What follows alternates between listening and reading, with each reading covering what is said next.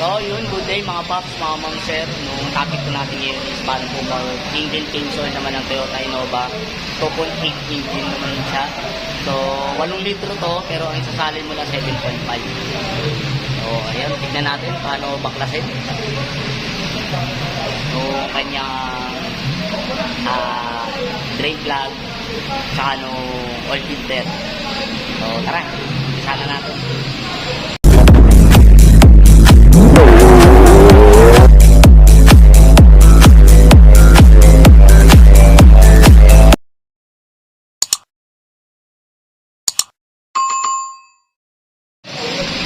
So, ayun, nabaklas na natin. Ito ng makina niya. Ayun, ang drain plug, 14mm socket pa rin naman yun. Ito ng oil filter. Dito.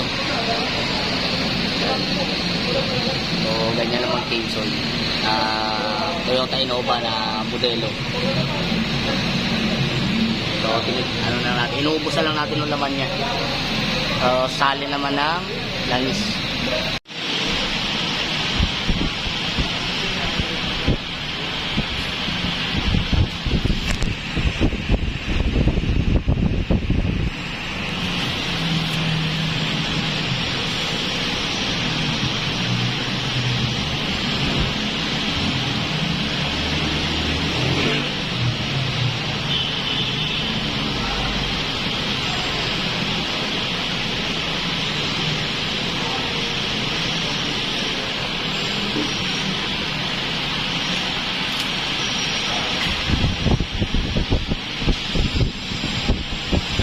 So, yun, salin na natin lahat.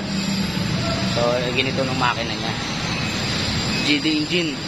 So, ito nung air filter. So, ayun.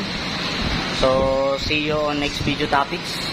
Pa-like and subscribe my YouTube channel and follow my Facebook page, Blaze Racing Garage. So, ayun. Thank you guys. See you.